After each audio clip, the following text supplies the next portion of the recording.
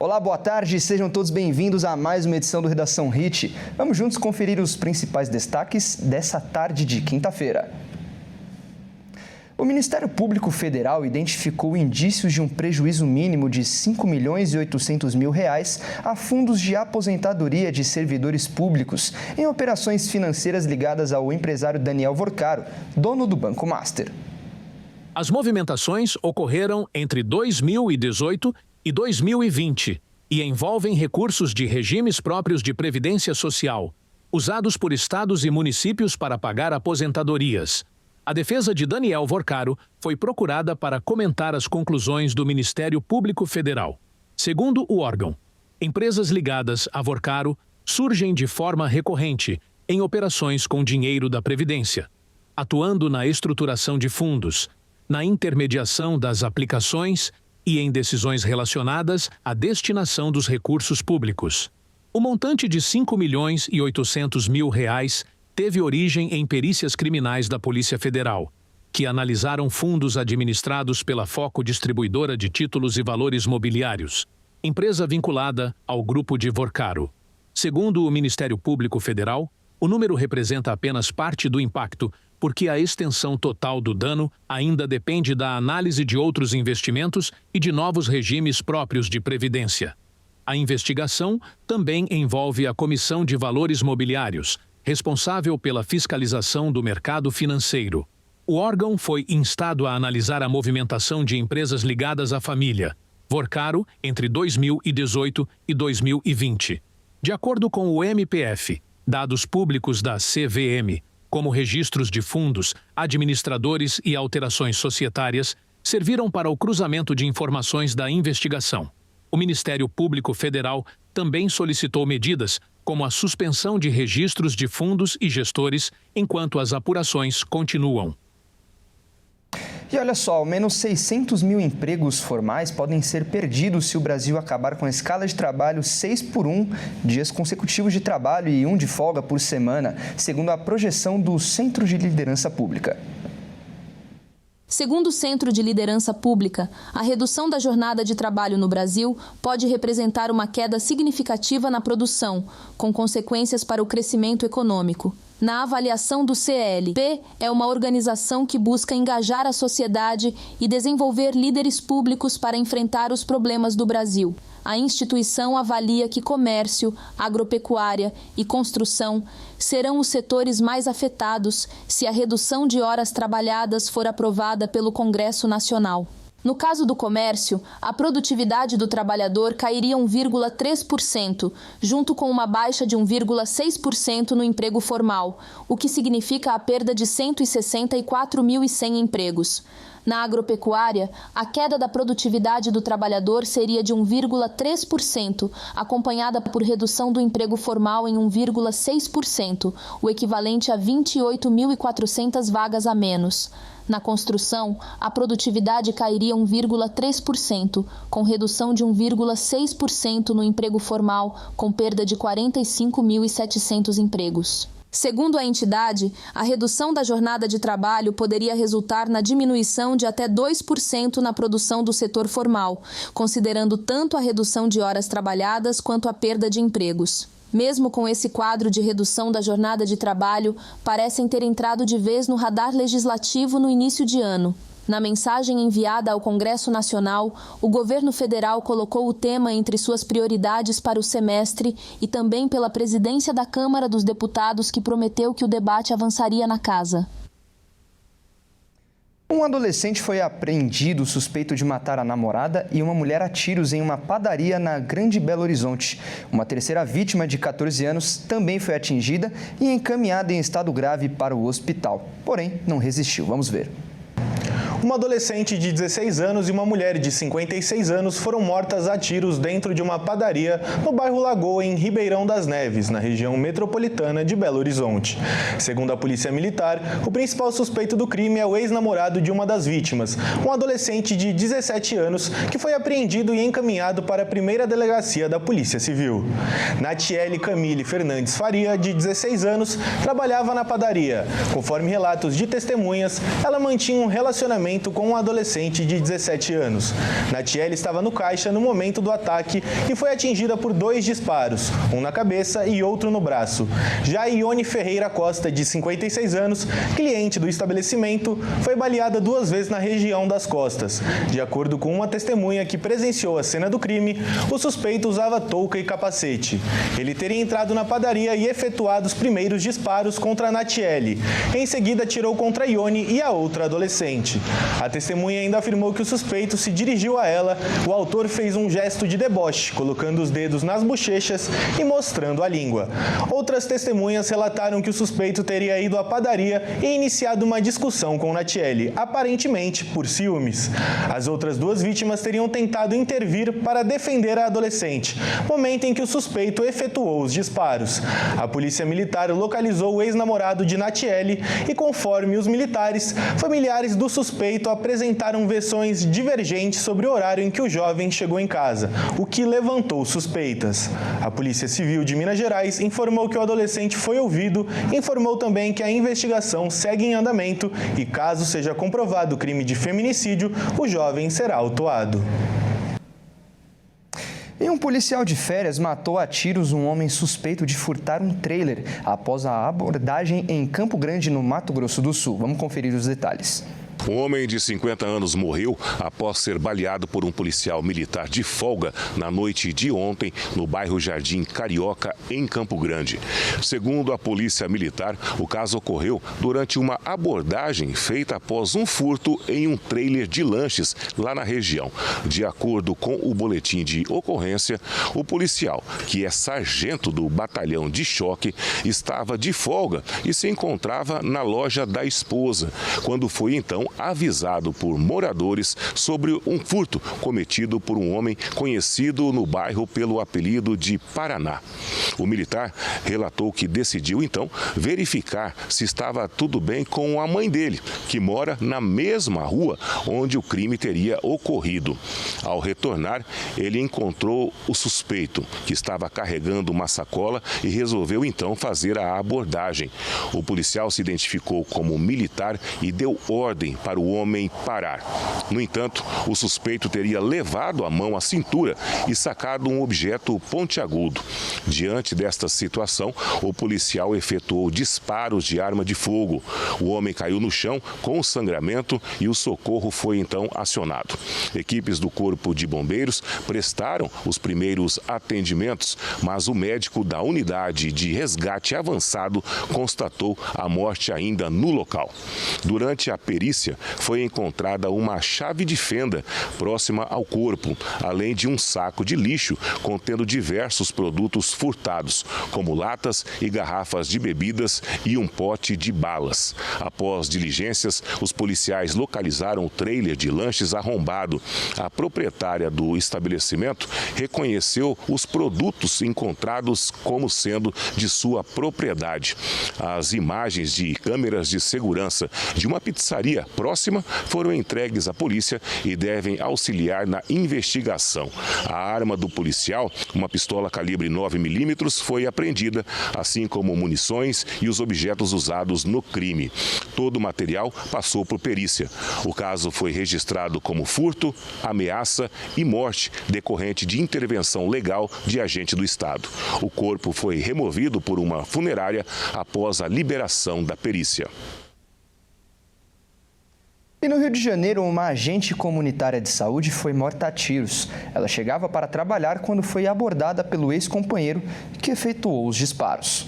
Uma agente comunitária de saúde foi morta a tiros na manhã da última quarta-feira, em frente à FATEC de Quintino, na rua Clarimundo de Melo, na zona norte do Rio de Janeiro. A vítima foi identificada como Amanda Loureiro da Silva, de 25 anos. Segundo a Polícia Civil, Amanda chegava para trabalhar quando foi abordada pelo ex-companheiro Wagner Araújo, que efetuou os disparos. Imagens de câmeras de segurança instaladas em frente à clínica registraram o momento em que ele se aproxima da vítima e atira. A Após o crime, Wagner fugiu a pé, mas foi localizado pouco depois na estrada do Portela, em Madureira, e foi preso em flagrante por feminicídio. Amanda chegou a ser levada para uma unidade de saúde, mas não resistiu aos ferimentos. Wagner confessou o crime e afirmou que manteve um relacionamento de 7 anos com a vítima. Eles estavam separados havia 4 meses e tinham 2 filhos juntos. Ele também admitiu à polícia que não aceitava o fim do relacionamento. De acordo com os investigadores, o criminoso perseguia a vítima, que tinha uma medida protetiva contra ele. Ainda segundo a polícia, Wagner já foi preso por homicídio em 2019 e tem outras anotações criminais por porte ilegal de arma de fogo e violência doméstica. Ele foi encaminhado para a 29ª DP. O corpo de Amanda foi encaminhado ao Instituto Médico Legal da capital. O caso será investigado pela Delegacia de Homicídios. E olha só, a Defesa Civil aciona sirenes de emergência e famílias tiveram que deixar suas casas devido ao risco de deslizamentos de terra no Guarujá. Vamos conferir.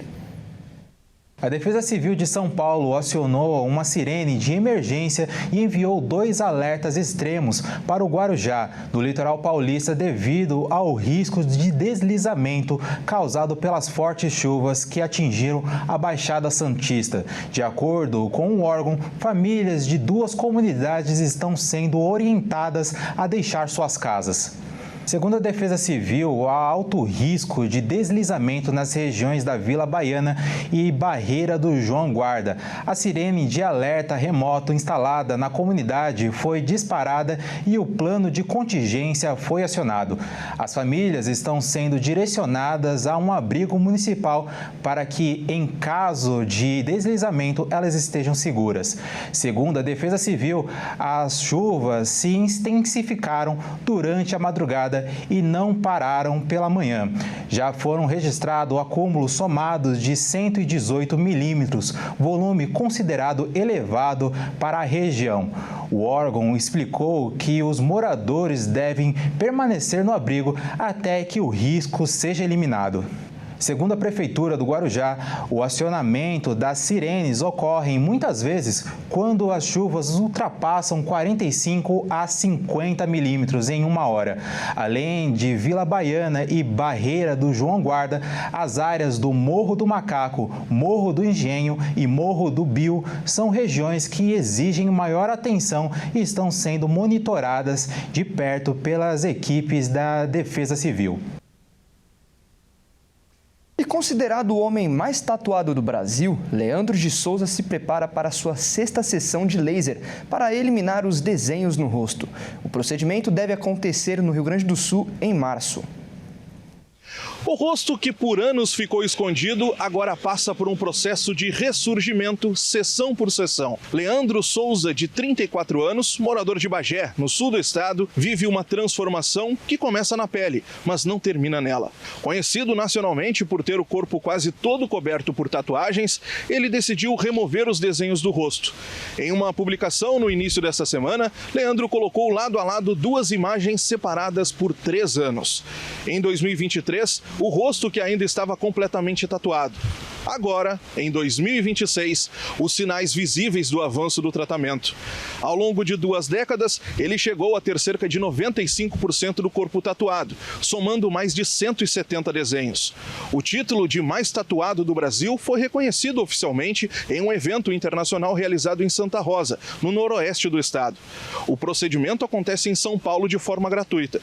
A remoção é feita por um profissional que se sensibilizou com a história de Leandro. Já foram 5 sessões de laser. A 6ª está prevista para março. No total, estão previstas 8 sessões para completar o tratamento. A decisão veio depois de uma mudança profunda de vida. Foi em um albergue municipal de Bagé que ele teve o primeiro contato com o evangelho. E após anos de dependência química, a fé marcou o início de um novo caminho. E mudando de assunto, a Anchieta e Imigrantes, as 2 rodovias, participarão do sistema Free Flow de cobrança de pedágio. A Bárbara Benício está lá, ao vivo, e vai aparecer aqui na nossa tela para trazer mais informações. Boa tarde, Bárbara. Seja muito bem-vinda.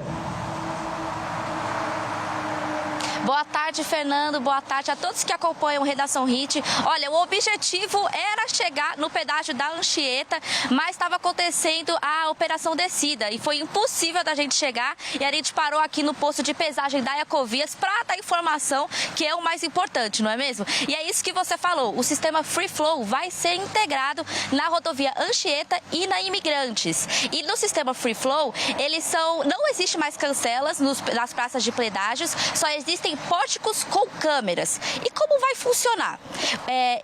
A cobrança será automática para aqueles motoristas que possuem tags de operadoras contratadas. Já os que não possuem tag de pedágio, a cobrança será feita pela placa do carro. A câmera do pórtico irá captar a placa e o motorista tem 30 dias para pagar a tarifa pelo site Siga Fácil SP.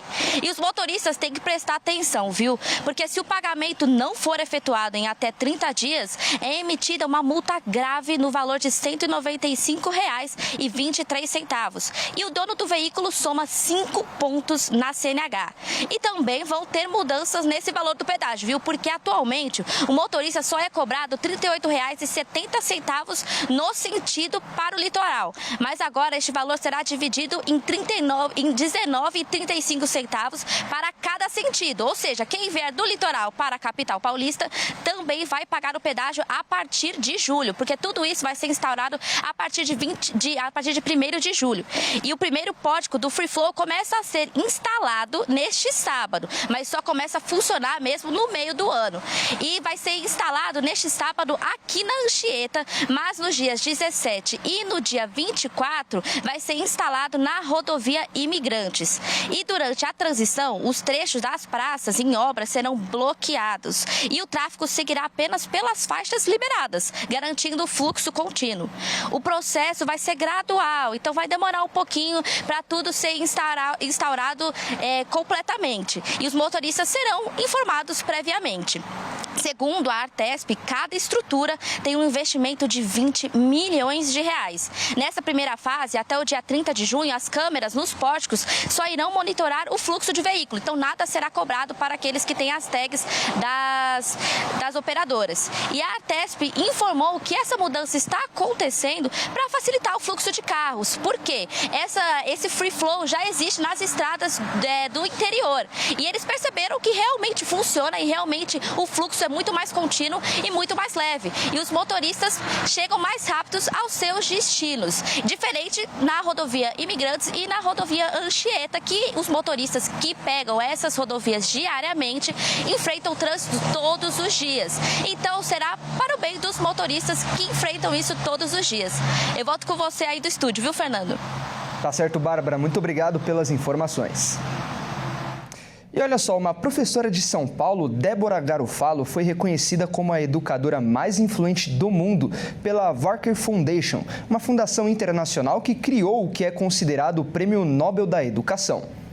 Criado este ano pela Walker Foundation, fundação internacional que premia diversos educadores pelo mundo, a professora brasileira Débora Garofalo se tornou a primeira pessoa a receber o prêmio de educador mais influente do mundo, lançado neste ano para reconhecer profissionais que usam as mídias sociais para expandir o aprendizado para além da sala de aula. Em 2019, Débora já havia conquistado o feito de se tornar a primeira brasileira e sul-americana a ser finalista e ficar no top 10 no Global Teacher Prize, após idealizar um projeto de robótica com a sucata e a sustentabilidade em uma escola perto de periferias na capital paulista, que sofrem com a violência e com muitos problemas de despejos de lixo. Agora, Débora volta à cerimônia e sai com um prêmio que para ela vai além da conquista individual e simboliza anos de dedicação à educação pública e mostra o quanto é importante o investimento na educação para que os professores possam ter melhores condições de trabalho. E um levantamento do Procon de Canoas, no Rio Grande do Sul, aponta que os valores dos itens de material escolar podem variar mais de 800% entre uma loja e outra. O órgão comparou o preço de 18 produtos em 14 estabelecimentos da cidade. Vamos ver. O início do ano letivo movimenta o comércio e acende um alerta para os consumidores. No Rio Grande do Sul, um levantamento do Procon de Canoas, na região metropolitana de Porto Alegre, mostra que a variação no preço do material escolar pode passar de 800% entre uma loja e outra. O órgão comparou itens iguais em diferentes estabelecimentos e encontrou diferenças expressivas, inclusive em produtos simples como cola e caderno. O levantamento revela que uma lista básica pode custar cerca de R$ 60 em uma loja e chegar perto dos 160 em outra. Essa diferença, segundo o Procon, está ligada à marca, à apresentação do produto e à falta de pesquisa na hora de comprar. Por isso, alguns cuidados fazem toda a diferença para economizar. O Procon sugere que o consumidor pesquise preços em pelo menos 3 lojas, compare item por item da lista, prefira produtos simples em vez de temáticos, divida as compras entre diferentes estabelecimentos e negocie descontos e formas de pagamento. São atitudes simples, mas que podem garantir aquela economia que faz diferença no orçamento de início de ano. Vamos falar agora sobre saúde, isso porque hoje é o Dia Nacional da Mamografia, o exame para detectar o câncer de mamas. A Sociedade Brasileira de Mastologia faz um alerta sobre a necessidade de ampliar o acesso ao rastreamento do problema. Neste dia 5 de fevereiro, dia da mamografia, a Sociedade Brasileira de Mastologia destaca que o diagnóstico precoce e o tratamento adequado são fundamentais para enfrentar o câncer de mama. O alerta é para a necessidade de ampliar o acesso ao exame para a detecção da doença. Além disso, a instituição adverte para a necessidade de fortalecer as estratégias de rastreamento, como a distribuição mais uniforme de mamógrafos, descentralização dos serviços e a busca ativa de pacientes. Somente no ano passado, a estimativa nacional apontava para mais de 73 mil novos casos, consolidando o câncer de mama como um problema de saúde pública no país. Nos últimos anos, mulheres com idade abaixo até dos 30 anos descobriram o câncer de mama após perceber um nódulo. O Sistema Único de Saúde recomenda mamografia a cada 2 anos para mulheres de 50 a 74 anos. Mas, mesmo as mulheres com menos de 40 ou 30 anos devem ficar atentas ao aparecimento de alterações que precisam de avaliação médica. Nem todo nódulo é câncer, mas todo nódulo precisa ser avaliado. Além da realização periódica da mamografia, o combate ao câncer de mama passa pela adoção de hábitos saudáveis e educação em saúde. A prática regular de atividade física, a manutenção do peso adequado, a alimentação equilibrada e a redução do consumo de álcool são medidas associadas à diminuição do risco de desenvolvimento da doença. E agora é hora de falar de esportes aqui no Redação Hit. E a Maíra Anjos é quem vai trazer as informações. Boa tarde, Maíra. Seja bem-vinda ao Redação Hit. E a gente começa falando do Palmeiras. Isso porque o caminho para a contratação de John Arias agora está livre, não é, Maíra? Exatamente, Fernando. Boa tarde para você e também a todos que nos assistem. O Fluminense não conseguiu cobrir a oferta do Palmeiras pelo colombiano e agora o Verdão está com um acordo encaminhado. Mas além de Arias, o Palmeiras está de olho em outro volante. O Palmeiras está com caminho livre para contratar John Arias. O Fluminense tinha até a noite de ontem para cobrir a proposta de 25 milhões de euros do clube paulista ao Wolves, mas não cobriu. O tricolor enviou uma oferta de 20 milhões que o Wolves prontamente recusou. O acordo entre as partes na venda de Arias era que a prioridade serviria apenas se o valor fosse maior que a de uma outra proposta. O Fluminense não conseguiria chegar a esse montante e entende que atingiu seu limite financeiro. Agora, o próximo passo do Alviverde é alinhar todos os termos de contrato com John Arias e seu staff para fechar o acordo. A ideia é um contrato de 4 anos para o colombiano. Arias ainda tinha algumas dúvidas sobre voltar ao Brasil, mas Leila Pereira chegou a conversar com o jogador e mostrar o projeto palmeirense. O clube inglês também está prestes a ser rebaixado na Premier League, o que ajuda o Palmeiras. Pessoas próximas enxergam o meia mais propenso a aceitar a oferta. Além de Arias, o Palmeiras quer o retorno de Danilo, hoje no Botafogo. Em busca da contratação de mais um meio-campista, o clube coloca o jogador formado em suas categorias de base como principal alvo para o setor no momento. O Verdão ainda avalia qual a melhor opção para oferecer. O Botafogo promete fazer jogo duro, já que Danilo é um dos principais nomes de seu elenco. O clube carioca pagou 20 milhões de euros ao Nottingham Forest da Inglaterra para trazer Danilo, há cerca de 6 meses. O Palmeiras entende que para repatriar o volante, que marcou 2 gols ontem contra o Grêmio, seria preciso investir valores semelhantes. Além da questão financeira, o Palmeiras esbarra nas posições de Textor e na instabilidade do Botafogo. O empresário afirmou que Danilo é inegociável, mas cogitou vendê-lo antes de o Glorioso ficar sob efeito de uma liminar na justiça que impede vendas de atletas. Mas os fatores que pesam a favor do Verdão são os problemas financeiros do Botafogo, que ainda não pagou grande parte da compra do próprio Danilo. O volante ainda tem valores atrasados a receber do clube. Bom, e hoje ainda temos alguns jogos da segunda rodada do Campeonato Brasileiro. Conta pra gente os confrontos, Maíra. Vamos dar uma olhada na tabela. Em Salvador, às 19 horas, o Bahia recebe o Fluminense na Arena Fonte Nova. Mais tarde, às 20 horas, o Vasco encara a Chapecoense no Rio de Janeiro, em São Januário. E fechando os jogos do Brasileirão de hoje, às 21h30, o Cruzeiro encara o Curitiba. Além do Brasileirão, teremos um jogo do Campeonato Paulista. Às 20h30, o Corinthians entra em campo pela primeira vez após vencer a Supercopa. O Timão vai receber o Capivariano na Neoquímica Arena pela 6ª rodada do Paulistão. Bom, Fernando, por enquanto é só. Uma ótima tarde para você e também a todos que nos assistem. Tá certo, Maíra. Muito obrigado pelas informações. Ótima tarde para você também. Bom, e esta edição fica por aqui. Eu agradeço demais a sua companhia. Você que não nos acompanha pela Hit TV, fica agora com a sua programação local. Ótima quinta-feira e até mais. Tchau.